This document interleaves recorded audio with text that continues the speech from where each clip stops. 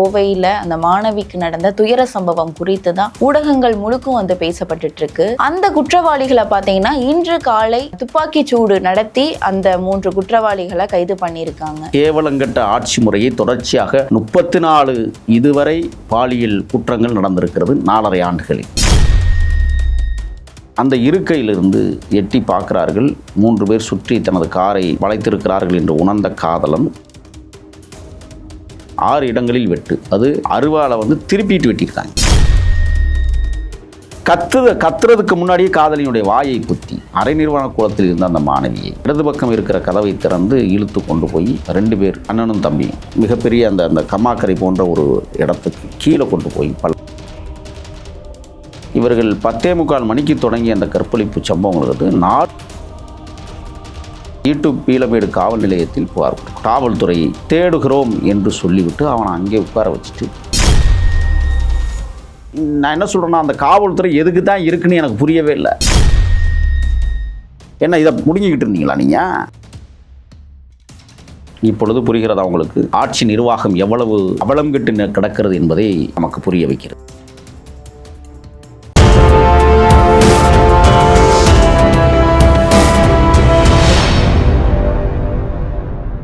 You Tamil நேயர்களுக்கு வணக்கம். நான் உங்கள் பிருந்தா சங்கர். இன்று நம்மோடு சிறப்பு விருந்தினராக இணைந்திருப்பது தமிழ் தேசிய ஆதரவாளர் முகில் அவர்கள். வணக்கம் சார். வணக்கம். இப்போ நேற்று, அதாவது முந்தாநேற்று நைட்ல இருந்து இப்போ வரைக்குமே அந்த கோவையில் அந்த மாணவிக்கு நடந்த துயர சம்பவம் குறித்து தான் ஊடகங்கள் முழுக்கும் பேசப்பட்டு இருக்கு. அந்த குற்றவாளிகளை பார்த்தீங்கன்னா இன்று காலை துப்பாக்கி சூடு நடத்தி அந்த 3 குற்றவாளிகளை கைது பண்ணியிருக்காங்க. என்ன சார், என்ன நடந்தது? இந்த மாதிரி தொடர்ச்சியான சம்பவங்கள் நாட்டையே உலுக்கிட்டு இருக்கே, என்ன நினைக்கிறீங்க? தேரா மன்னா செப்புவதுடைய சிலப்பதிகாரத்து வரிகள் சிந்தனைக்கு வருகிறது. கார்ச்சிலம்பை திருடிவிட்டதாக கயவர்கள் சொன்ன கூற்றை பாண்டிய மன்னன் உள்வாங்கி கொண்ட காரணத்தான் இன்னொரு கார்ச்சிலம்பை எடுத்து கலட்டி மன்னன் அவையில் தூக்கி வீசி மாணிக்க கற்கள் தெரித்து விழுந்ததை பார்த்து பாண்டிய மன்னன் சொன்னான், யானோ கல்வன் யானோ அரசன் என்று. நிலைகுலைந்து போய் நிற்கதியாய் நின்ற பாண்டிய மன்னன் அவைக்களத்திலேயே அடக்கமாகி போனான் என்பது இதிகாசம் நமக்கு தருகிற செய்தி. நல்லாட்சி நடத்துவார்களே ஆனால் இது போன்ற குற்றச்சம்பவங்கள் நடப்பதற்கு முன்னாலேயே பதவியை விட்டு துறப்பது தான் பாண்டிய மன்னனுக்கு சமமான ஆட்சி என்று நாம் கருத முடியும். கேவலங்கட்ட ஆட்சி முறையை தொடர்ச்சியாக 34 இதுவரை பாலியல் குற்றங்கள் நடந்திருக்கிறது 4.5 ஆண்டுகளில். இந்த ஆட்சி கேட்டால் திராவிட மாடல் என்று திருட்டுத்தனமாக பேசுகிற திராவிட மாடல் அல்ல, திருட்டு மாடலை தமிழ்நாட்டில் உருவாக்கி வைத்திருக்கிறார். இதில் 2.0 வேறு உங்கள் லட்சணத்துக்கு. இந்த கல்லூரி மாணவி முதலாம் ஆண்டு மாணவி அங்கே இருக்கிற ஒரு கல்லூரி ஹோஃப் காலேஜ், அங்கே தான் அவங்க படிக்கிறாங்க. அவங்க மதுரை சார்ந்தவங்க. கல்லூரியில் படிக்கிறார்கள், விடுதியில் தங்கி இருக்கிறார்கள். அந்த தம்பி ஒரு மெக்கானிக்கல் இன்ஸ்ட்ருமெண்ட்ஸ் கடை வச்சுருக்கிறார். எப்படி பழக்கம் ஆணுச்சுனே தெரியல. விடுதிக்குள் தங்கியிருக்கிற மாணவி வெளியில் எப்படி பழக்கத்தை உருவாக்கி கொண்டார்கள் என்பது கேள்விக்குறியாக இருக்கிறது. அது விசாரணையில் வரும். ஒரு பக்கம் நான் என்ன சொல்கிறேன்னு சொன்னால், இது நவம்பர் மாதம் என்று நினைக்கிறேன். கார்த்திகை தொடங்குவதற்கு இன்னும் 15 நாட்கள் இருக்கிறது. தமிழர்கள் கார்த்திகை மாதத்தை கண்ணீர் மல்க காணிக்கையாக்கி ஈழ தாயகத்தில் இன்னுயிர் தந்த எம் இனமான போராளிகளுக்கு காந்தல் மலரை காலடியில் சூட்டி அவர்கள் நினைவுகளை போற்றுகிற மாதம் தொடங்குகிறது. அங்கையர் கண்ணி எவ்வளவு பெரிய தியாகத்தை தமிழ் கூறும் நல்லுலகில் படைத்துவிட்டு சென்றிருக்கிறார் என்பதை படிக்க வேண்டும். வேலு நாச்சியாரின் படைக்கு விடுதலை படையாய் உருவாக்கி கொண்ட குயிலியை நாம் நினைவில் நிலைநிறுத்தி கொள்ள வேண்டும். 18 வயசில் பருவத்திற்கு வராதுக்கு முன்னாலேயே இன்றைக்கு உருவம் தேடுகிற உலகமாக இருக்கிறது. பொண்ணு நம்ம குறை சொல்லலை. இந்த விடுதி காப்பாளர் எங்கே போனான்? கல்லூரி நிர்வாகம் கவனிக்கிறதா கண்காணிக்கிறதா இல்லையா? ஒரு பெண் 11 மணிக்கு வெளியில் போகிறான்னு சொன்னால் அது எந்த லட்சணத்தில் அந்த கல்லூரி நிர்வாகம் நடந்திருக்கிறது என்பதை பார்க்க வேண்டும். எந்த கட்டுப்பாடும் இல்லை. அப்படித்தான் இந்த நடவடிக்கையின் மூலமாக நமக்கு தெரிகிறது. கண்டிப்பாக. இப்போ அது மட்டும் அவன் ஸ்விஃப்ட் காரை வந்து வாடகைக்கு எடுத்தானா, இல்லை மெக்கானிக் வேலைக்காக கொண்டு வரப்பட்ட காரா, அந்த காரை எடுத்துக்கிட்டு அவன் போகிறான். ஏற்கனவே ஆள் அரவாரங்கள் இல்லாத பகுதி, சமூக விரோதிகள் தொடர்ந்து நடமாடுவதாக இதுவரை 6 முறை மக்களே கம்ப்ளைண்ட் கொடுத்துருக்காங்க பீளமேடு E2 காவல் நிலையத்தில். இப்போ நான் என்ன கேட்குறேன்னு சொன்னால், ஒரு சர்வதேச விமான நிலையத்திற்கு பின்னால் hope college, airport, Chitra junction அப்படிங்கிற இந்த 3 இடத்தை மையமாக வைத்து சென்டரில் இருக்கிற இந்த 1200 ஏக்கர் நிலப்பரப்பு, அது காடாக இல்லை, ஆனால் செடிகள் முளைத்திருக்கிறது. இடையில ஒரு கம்மாக்கரை மாதிரி போட்டிருக்கான், அதில் செடி கொடிகள் நிறைய இருக்குது. அந்த பக்கம் பள்ளம். அந்தி சாய்கிற நேரத்தில் கைபேசிகள் ஒலிக்க தொடங்குது காதலனிடம். இன்னைக்கு ஞாயிற்றுக்கிழமை எங்காவது ஊர் சுற்றி விட்டு வரலாமா, வா, கடை விடுமுறை. அவர்கள் மதியமே கிளம்பி இருக்கிறார்கள். நிறைய இடங்களில் போய் உணவங்கள்லாம் சாப்பிட்டுட்டு நல்லா ஊர் சுற்றிட்டு இரவு காமக்களியாட்டம் ஆடுவதற்காகத்தான் அந்த திடலுக்கு வருகிறார்கள். இல்லைன்னா 11 மணிக்கு அந்த காட்டுக்குள்ள என்ன வேலை? யதார்த்தத்தை பேசியாக வேண்டும். உட்கார்ந்து பேசி கொண்டிருந்தார்கள்னா உதார் விட்டுக்கிட்டுலாம் இருக்கக்கூடாது. கண்டிப்பாக சார். இந்த நிலையில் வந்து அந்த பெண் வந்து இப்போ பாதிக்கப்பட்டிருக்காங்க. இந்த நிலையில் அந்த பெண்ணை வந்து குற்றம் சாட்டுவது அப்படின்றது தவறு இல்லையா? இல்லை, குற்றம் செய்தால் குற்றம் சொல்லி தானே ஆகணும், தவறு நடந்திருந்தால் கூட. அந்த பொண்ணு ஏன் 11 மணிக்கு அவனை நம்பி? ஏன்னா அவங்கள இவ்வளவு பெரிய விஷயம், அதாவது பாலியல் வன்புணர்வு செஞ்சு பாதிக்கப்பட்ட, அதாவது கூட்டு பாலியல் வன்புணர்வு செஞ்சு பாதிக்கப்பட்ட பெண்ணை இந்த நேரத்துல அவர்கள் செஞ்ச தவறை வந்து நம்ம சுட்டி காமிக்கிறது அப்படின்றது மனித நேயத்திற்கு மிஞ்சின ஒரு செயலா தானே நம்ம அடுத்த தலைமுறைக்கு எடுத்து சொல்லியாக வேண்டும். இனிமே இந்த மாதிரி போகக்கூடாதுன்னு சொல்றதுக்காக தான் இதை பேசுறோம். நீ விரும்பிய காதலனோடு என்ன வேணாலும் செஞ்சுக்கோ, அதுக்கு ஒரு நேரம் இருக்க வேண்டும், அதற்கு ஒரு நல்ல இடம் தேவை. கார் வச்சிருக்கிறவன் காசு இல்லாமல் இருப்பான். அந்த பெண்ணை எங்காவது ஒரு விடுதிக்கு கூட்டிகிட்டு போயிருக்கலாம். எத்தனையோ விடுதிகள் வரவேற்பை காத்திருக்கிறேன். சென்னையில் நிறைய விடுதிகள் இருக்கு. கோவையை போல கோயம்பேட்டில் நிறைய விடுதிகள் இருக்குது. இதை போல் நாம் ஆய்வில் சொல்கிறாங்க. ஆக இவர்கள் களியாட்டம் ஆட போன நேரத்தில் மதுவாட்டம் ஆடிக்கொண்டிருந்த 3 நபர்கள் அந்த ஏரியாவில் பிருந்தாவனம் நகர், பிருந்தாவன நகர் வழியாக அந்த வானூர்தி நிலையத்துக்கும் பக்கத்தில் இருக்கிற ஒரு சாலையில் தான் போகணும் அந்த வறண்ட பூமிக்கு. அங்கே ஏற்கனவே என்னென்னா மதுபான பார் ஒன்று இயங்கியிருக்கு, அதை மூடியாச்சு. குடிச்சிட்டு கும்மால் அடிக்கிறாங்க, இங்கே குடியிருப்புகளை வந்து பெரிய தொல்லையாக இருக்குன்னு சொல்லி பொதுமக்கள் கொடுத்த புகாரின் அடிப்படையில் அதை மூடிட்டாங்க. ஆனால் மூடியவன் யாருக்கும் தெரியாமல் நடத்தியிருக்கிறான். காவல்துறைக்கு தெரியாமல் அது நடந்திருக்க வாய்ப்பே இல்லை. கையூட்டு வாங்கியிருக்கிறார்கள். அதாவது நான் என்ன சொல்கிறேன்னா, அந்த காவல்துறை எதுக்கு தான் இருக்குன்னு எனக்கு புரியவே இல்லை. ஒரு காவல் நிலையத்தில் 100க்கு 70% விழுக்காடு காவல்துறை புழுவாகி போயிருக்கிறார்கள். எல்லாம் கட்டிங் தான், புட்டிங் தான் எல்லாமே.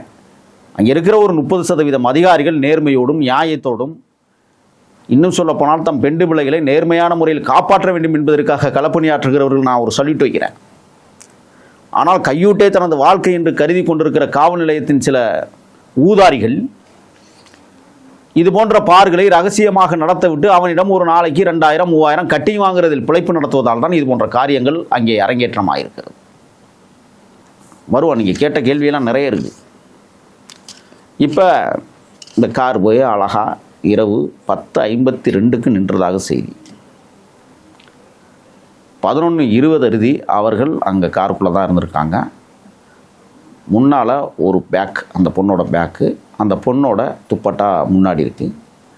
பின்னாடி தான் இவங்க உட்கார்ந்துருந்ததாக செய்தி சொல்லப்படுகிறது.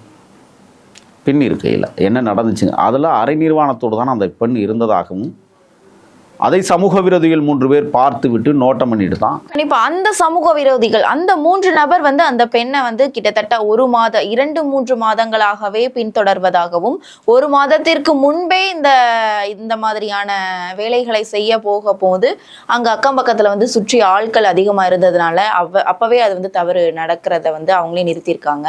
மறுபடியும் மீண்டும் முந்தானேற்று இல்லை, நீங்கள் கேட்ட கேள்வி முக்கியமான கேள்வி. இது உடனே திருதுப்புலாம் நடக்கல. 3 பேருமே அந்த பாருங்கள், அந்த 3 பயல்கள் வந்து பார்த்திங்கன்னா குணா என்கிற தவசி, வயசு 30. அடுத்து சதீஷ் என்கிற கருப்புசாமி, வயது 20. கார்த்திக் என்கிற காளீஸ்வரன், வயசு 21. இந்த காளீஸ்வரனும் கருப்பசாமியும் அனந்தண்டி. இவர்கள் சிவகங்கை மாவட்டத்தை சேர்ந்தவர்கள். கட்டிட வேலைகளுக்காக கோவையில் போய் தங்கியிருக்கிறாங்க. இருகூர் பகுதி அப்படிங்கிற இடத்துல தான் அவங்க தங்கியிருக்கிறாங்க. ஏற்கனவே இவர்கள் சிறையை விட்டு வெளியில் வந்து 20 நாள் தான் ஆகுது. ஒரு கொலை முயற்சி வழக்கு மற்றும் 3 கொள்ளை வழக்குகளில் சம்பந்தப்பட்டவர்களாக இருக்கிறார்கள். இந்த மாதிரி நேரத்தில் துடியலூர் பகுதியில் இருக்கிற ஏழுகிணறு என்கிற இடத்துல இன்றைக்கி நீங்கள் குறிப்பிட்டதை போல் 3 பேரையும் சுட்டிருக்காங்க. நான் நேற்று காலையிலே ஒரு வலையொலித்தளத்தில் சொன்னேன். வழக்கை ஊற்றி மூடுவதற்கு என்கவுண்டர் என்கிற பெயரில் சுட்டு வீழ்த்தி ஒருவனை கொன்று விடுவார்கள். மற்ற 2 பேரும் அடிஷ்னலாக இருக்கக்கூடியவனை அப்படியே வச்சு விசாரிப்பாங்க. இதான் நடக்கும்னு சொன்னேன். அது அப்புறம் பேசுவோம். ஆக இரவு இவர்கள் அந்த மைதானத்திற்குள் மகிழுந்துவில் உட்கார்ந்து அல்ஜா குல்ஜா வேலையை செய்ததை பார்த்த இந்த 3 பேர்களும் கிட்டே நெருங்கி வந்து கதவை திறக்க சொல்லியிருக்கிறார்கள். அவர்கள் திறக்க மறுக்கிற போதுதான் முன்னாடி இருந்த கண்ணாடியும் பின்னாடி இருந்த கண்ணாடியும் கையில் வைத்திருந்த அருவாளை கொண்டு ஓங்கி வெட்டுகிறார்கள். கண்ணாடி துகள்கள் சிதறுகிறது. இருவரும் அந்த இருக்கையிலிருந்து எட்டி பார்க்கிறார்கள். 3 பேர் சுற்றி தனது காரை வளைத்திருக்கிறார்கள் என்று உணர்ந்த காதலன் பின்பக்க கண்ணாடியை அவன் உட்கார்ந்திருந்த இடத்துலேருந்து கண்ணாடியை திரும்பி இறக்கும் போது வெட்டிடுறான். 6 இடங்களில் வெட்டு. அது அருவாளை வந்து திருப்பிட்டு வெட்டியிருக்காங்க. கொலை செய்ய வேண்டும் என்கிற நோக்கத்தோடு அல்ல, மிரட்ட வேண்டும் என்கிற நோக்கத்தோடு. கொலை செய்யணும்னு நினச்சா இப்படி இல்லை வெட்டினவன். அவனை வெட்டின பிறக்கும் அவனுக்கு ரத்தம் 6 இடத்துல அடிச்சிட்டானுங்க. கத்துறதுக்கு முன்னாடியே காதலியுடைய வாயை புத்தி அரை நிர்வாண கோலத்தில் இருந்த அந்த மாணவியை இடது பக்கம் இருக்கிற கதவை திறந்து இழுத்து கொண்டு போய் 2 பேர், அண்ணனும் தம்பியும், கருப்பசாமியும் காளீஸ்வரனும், அந்த மிகப்பெரிய அந்த கம்மாக்கரை போன்ற ஒரு இடத்துக்கு கீழே கொண்டு போய் பள்ளத்தில் வச்சு இருவரும் மாறி மாறி முடிக்கிறாங்க. இவனை மிரட்டி கொண்டிருந்த அந்த தவசிங்கிறவன் அதற்கு பிறகு போகிறான். இவன் மயக்க நிலையில் கொண்டதுக்கு பிறகு மீண்டும் அவன் போகிற போது கிட்டத்தட்ட இவர்கள் 10:45 மணிக்கு தொடங்கிய அந்த கற்பழிப்பு சம்பவங்களுக்கு 4 மணி இறுதி தொடர்ந்திருக்கிறது. போதை இறங்க இறங்க தன்னுடைய இச்சைகளை தீர்த்து கொண்டிருக்கிறார்கள். 4:30 மணிக்கு மேலே அதுக்குள்ளேயே இவன் சற்று மயக்கம் தெரிந்து ரத்தமடைந்த கோலத்தில் ஈட்டு பீளமேடு காவல் நிலையத்தில் புகார் கொடுக்கிறான். காவல்துறை தேடுகிறோம் என்று சொல்லிவிட்டு அவனை அங்கே உட்கார வச்சுட்டு அமைதியாகிவிட்டார்கள். வெடிகிறது.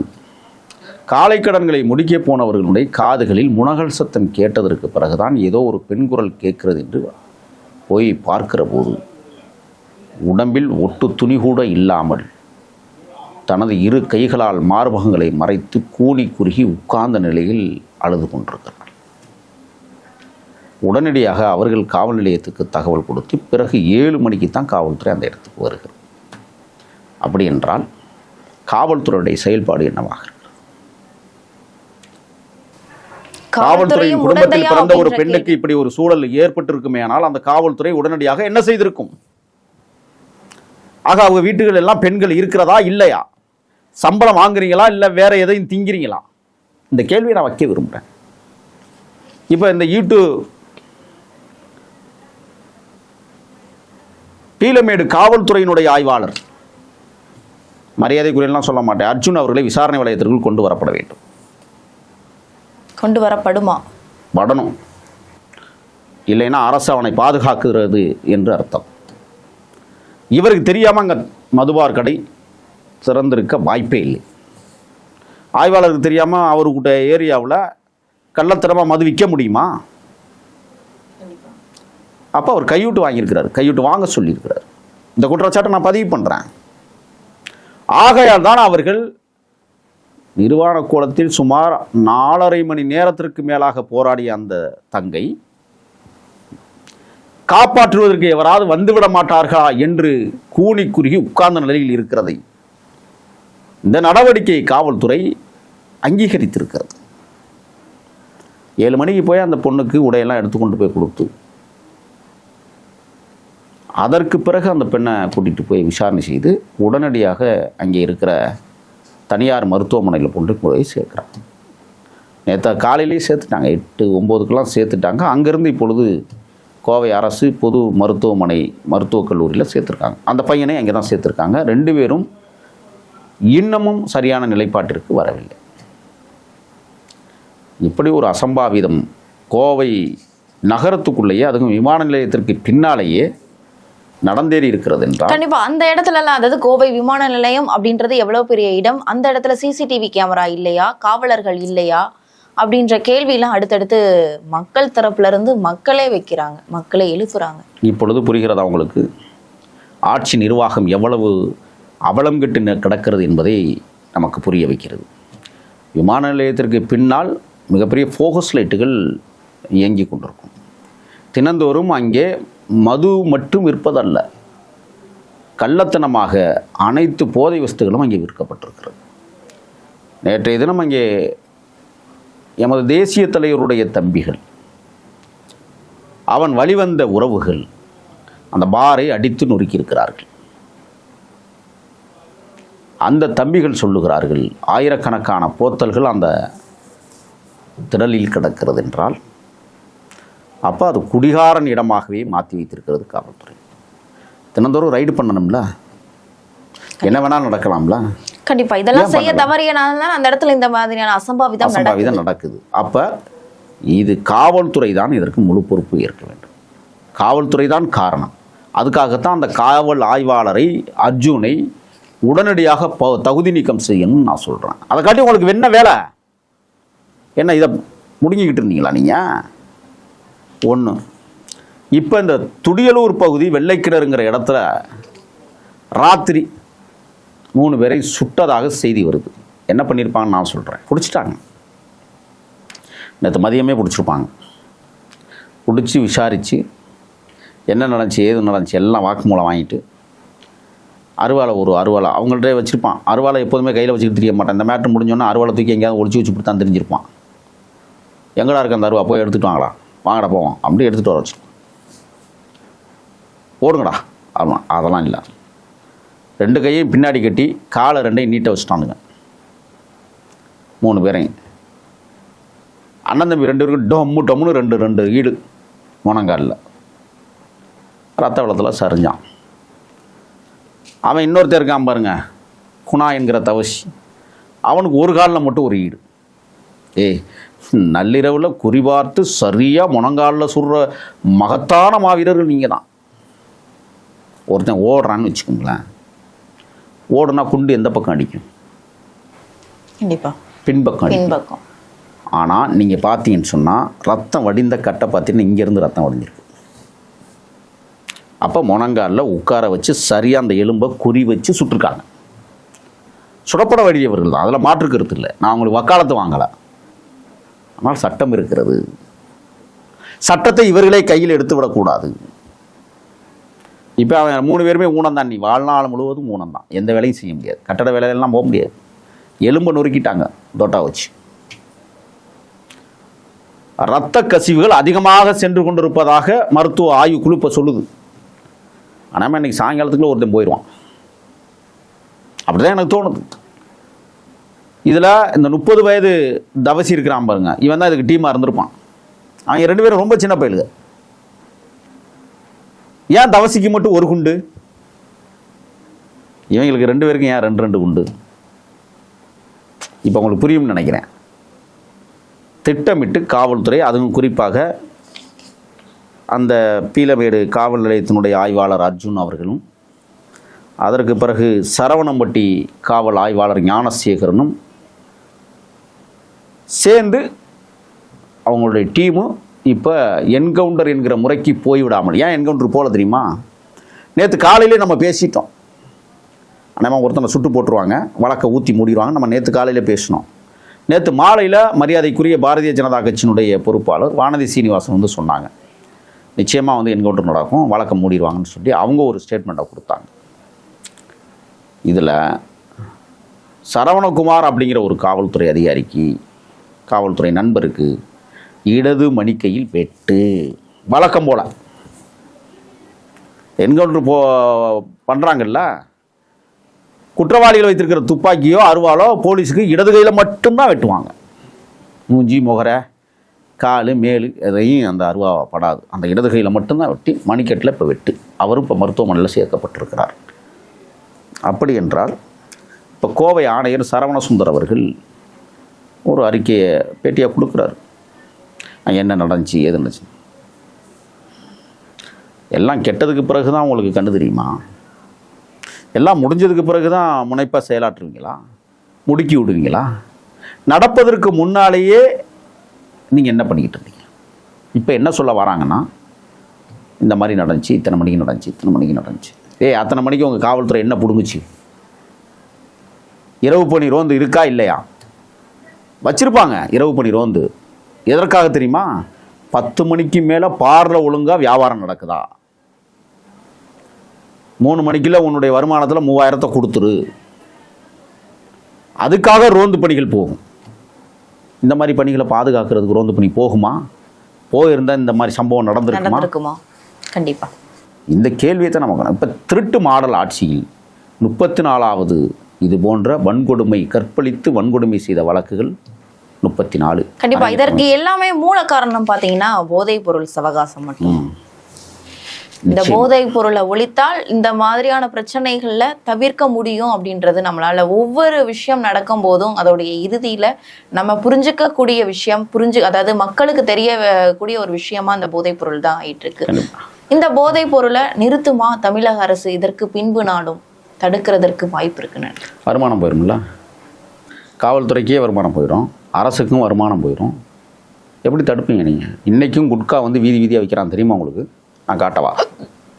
நான் இப்போ வருகிற போது கூட மெட்ரோ ரயில்வே ஸ்டேஷனுக்கு கீழே பார்த்தீங்கன்னா அந்த ஹான்ஸ் பாக்கெட்டு தின்னுட்டு கிடக்கு. அதை எடுத்து நான் காட்டிட்டேன்னு வச்சுங்களேன், நீ தின்னுட்டு நீ காட்டுறியான்பா. இப்போ புரியும்னு நினைக்கிறேன்.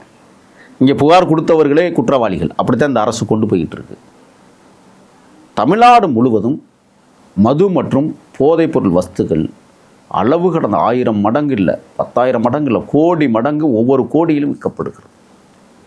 பள்ளி மாணவர்கள், 8ஆம் வகுப்பு படிக்கிற மாணவர்கள் இன்றைக்கு அந்த கடவாயில் அமுக்குவாங்களா, அதுக்கு பேரெல்லாம் நம்மளுக்கு தெரியல, அதை அடக்கிக்கிட்டு பள்ளிக்கூடத்துக்கு வரான். கண்டுபிடிச்சிருக்காங்க தெரியுமா? அது மாணவிகள் சரக்கடிக்கிறார்கள். இப்போலாம் எப்படி தெரியுமா உலகம்? பொண்ணு கொடுக்கணும் அப்படின்னா முன்னாடியெல்லாம் வந்து தமிழர்களுடைய வாழ்வியல் முறையில் ஒரு பொண்ணை ஒரு மாப்பிள்ளைக்கு கொடுக்கணும்னா மணலை குமிச்சு வச்சு அதில் சிறுநீர் அடின்பாங்க. அந்த மணலை சரிக்கிற அளவுக்கு அவன் பீச்சி அடித்தானா அவன் வீரமானவன். அல்லது வாலிபக்கல்ல தூக்கணும், 50 கிலோ 80 கிலோ 100 கிலோ கல் இருக்கும், அதை தூக்கி தோல் மேலே வச்சு உருட்டணும். அல்லது காலையில் 6 மணிக்கு ஏற்கலப்பை பிடிக்கிற அவன் சாயங்காலம் 6 மணி வரை சரியாக விடுக்கிறானா அவனுக்கு பொண்ணு கொடுப்பாங்க. இப்போ அப்படி இல்லை. ஒரு நாளைக்கு 3 நேரமும் குடிக்கிறானா, நன்கு குடிக்கிறானா, குடிச்சிட்டு தடுமாறாமல் வீட்டுக்கு சரியாக வந்தானா அவனுக்கு பொண்ணை கொடு. ஏன்னா நாள் முழுக்க குடிக்கிறதுக்கு ஒரு வருமானம் வேணும்ல, 1000 ரூபா குறைந்தபட்சம் வேணும். அப்போ 1000 ரூபா இருந்தால் தானே அவன் குடிக்க போகிறான். அப்போ அவனுக்கான வருமானம் 2000 இருக்கும். 2000 சம்பாதிக்கிற நம்மளுக்கு வரப்போகிற மருமக 1000 ரூபாய்க்கு குடித்தாலும் 1000 ரூபாய் வீட்டுக்கு கொடுத்தா அவனுக்கு பொண்ணை கொடு. இது போன்ற இழிக்கலி சடைகள் இன்றைக்கி இருக்கிற பெண்கள்லாம் பார்த்தீங்கன்னு வச்சுங்களேன், உண்மையிலே சொல்கிறேன், பீடி உடிச்சுக்கிட்டு ஒரு மாதிரியாக தலையை வெட்டிக்கிட்டு 3/4 காலுக்கு பேண்ட் போட்டுக்கிட்டு அந்த பனியனோ அல்லது சட்டையை போட்டால் அறவயிறு தெரிகிற அளவுக்கு போட்டுக்கிட்டு தெரிகிற பையனைத்தான் அழகு வாய்ந்த பெண்களும் காதலிக்கிறார்கள். அப்போ என்னென்னா அவளுக்கு அவனா அதுக்கு பிடிச்சிருக்கு. அவன் குடும்பத்தை நடத்துகிறவனா, நம்மளை நல்ல விதமாக வைத்திருப்பானா, குடிக்காமல் இருக்கிறானா, பீடி சிகரெட்டு அடிக்காமல் இருக்கிறானா, எந்த விதமான அச்சம்பாவிங்களுக்கு அவன் ஆசைப்படாமல் இருக்கிறானா அப்படிங்கிறத எந்த பெண்களும் பார்க்காமல் இருப்பதான் வேதனையிலும் வேதனையாக இருக்குது. அந்த பொண்ணுக்கு அவனுக்கு சம்பந்தமே இருக்காது. அட்டை கருப்பை ஒல்லியாக ஒரு மாதிரியாக அந்த முடியை பரட்டத்தில் மாதிரி வச்சுக்கிட்டு கையில் வந்து 16 கயிறு கட்டிக்கிட்டு இதை தண்டி கடியாரம் கட்டியிருப்பான். எங்கனையாவது கௌரிக்கு மோதிரம் இருந்துச்சுன்னா அதை மாட்டிக்குவான், கழுத்தில் மாட்டிக்குவான். தங்கம் என்று நினைத்து தடுமாறுகிற பெண்கள் நிறைய இருக்கு. இது போலியான வாழ்க்கைக்குள் பெண்கள் தள்ளப்படுவது என்பது இன்னைக்கு சர்வசாதாரணமாக நடக்கிறது என்றால் இந்த சமூகத்தின் மீது அவர்களுக்கு அக்கறை இல்லை, இந்த சமூகத்தின் மீது ஒரு பார்வை இல்லை. அவர்களை அந்த அக்கறைக்குள் கொண்டு வராமல் தடுப்பதே இந்த அரசு. அவனை 3 வேளையும் மதுவை குடிக்க வைத்து 3 முழு நாளும் போதையில் இருக்க வைத்து இது போன்ற சம்பவங்களை நடத்துகிறார்கள் என்றால் இப்போ இதில் வந்து 7 முறை சுட்டிருக்காங்க. 2 4 அவனுக்கு ஒன்று 5 குண்டு பாஞ்சிருக்கு, 2 குண்டு வெளியேறிடுச்சின்னு சொல்கிறாங்க. போலீஸ் கணக்கு காட்டணும்ல குண்டுக்கு. அது ஒன்று. நாம் பேசி கொண்டிருக்கிற நேரத்தில் தமிழக வெற்றி கழகத்தின் தன்னிகரில்லா தொண்டர்கள் ஆயிரக்கணக்கான பேர் கோவை வட்டாட்சியர் அலுவலகத்தை முற்றுகையிடுகிற போராட்டம் நடைபெற்று கொண்டிருக்கிறது.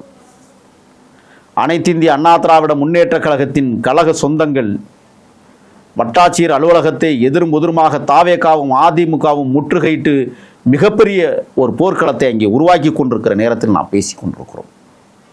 நேற்றைய தினம் எம் தேசிய தலைவனின் தம்பிமார்கள் அந்த போலியாக இயங்கிய அந்த மதுபார அந்த அறையை அடித்து நொறுக்கி உள்ளே இருந்த பாட்டில்களை அள்ளி வீசி உடைத்து நொறுக்கிறார்கள். தம்பிகளுக்கு சல்யூட். என்றால் இன்றைக்கு 2021 இவங்க மீது ஒரு கொலை முயற்சி வழக்கு இருக்கிறது என்றால் 20 நாட்களுக்கு முன்பு தான் இவர்கள் விடுதலையாகி இருக்கிறார்கள் என்றால் இவர்களை கண்காணிக்க தவறிய காவல்துறையை வன்மையாக கண்டிக்கிறோம். இது காட்பாடற்ற ஆட்சி நடந்து கொண்டிருக்கிறார். எடப்பாடியார் அவர்கள் நேற்றைய அறிக்கையிலே சொல்லியிருக்கிறார், அனைத்து பெண்களுக்கும் அந்த மிளகு தூள் ஸ்ப்ரே என்று சொல்வார்கள், பெப்பர் ஸ்ப்ரே அனைத்து பெண்களுக்கும் எங்கள் ஆட்சியில் வழங்கினோம் என்று உத்தரவு கொடுத்திருக்கிறார்கள். வர வேண்டும். பெப்பர் ஸ்ப்ரே வந்தால் தான் இந்த தேசம் தன் கட்டுப்பாட்டுக்குள் வைத்திருக்கும். ஆனால் இந்த கேடுகட்ட ஆட்சியில் இது நடக்காது. ஏனென்றால் இவர்களை காப்பாற்றுவதற்கு பின்புலமாக ஏதாவது ஒரு இயக்கம் வந்து நிற்கும். இந்த குற்றவாளிகளை காப்பாற்றுவதற்கு ஏதோ ஒரு இயக்கத்தை சார்ந்த வழக்கறிஞர்கள் இன்னைக்கு முன் வருவார்கள். சென்னை பார் கவுன்சில், தமிழ்நாடு பார் மற்றும் புதுச்சேரி பார் கவுன்சில் ஒரு தீர்மானத்தை நிறைவேற்றுங்கள். இது போன்ற கொடூர குற்றவாளிகளுக்கு எந்த வழக்கறிஞரும் வாதாடக்கூடாது என்கிற ஒரு தீர்மானத்தை கொண்டு வாருங்கள். அப்பொழுதுதான் இந்த நாடு இந்த ஆட்சியில் ஓரளவுக்காகவும் கொஞ்சம் நிற்க முடியும். 4 மாத காலம் எப்படி நகர்த்துவது என்று இந்த நாட்டு மக்கள் ஒவ்வொரு நிமிடங்களும் பெண்களும் தன் மடியில் உயிரை கட்டி கொண்டு அலைகிற கொடுமையான நிகழ்வு நடக்கிறது என்றால் இந்த தேசம் பெண்களுக்கு பாதுகாப்பு இல்லாத ஆட்சியாக, பெண்களை அரவணைக்கிற ஆட்சியாக இல்லாமல் காட்டுத்தற்பார் ஆட்சியாக நடந்து கொண்டிருப்பதை மக்கள் புறக்கணிக்கக்கூடிய நாள் வெகு விரைவில் வருகிறது. 2026 இந்த திருட்டு மாடல் ஆட்சியை வீட்டுக்கு அனுப்புகிற நல்ல செய்தியை எப்பொழுது நம் காதுகளில் கேட்கிறோமோ அன்று தான் நமக்கான விடுதலையும் இருக்கிறது என்பதை நான் சொல்ல கடமைப்பட்டேன். கண்டிப்பா தொடர்ந்து திமுக நடக்கக்கூடிய பல்வேறு விவரங்களை எங்களோட பகிர்ந்தமைக்கு நன்றி சார். நன்றி.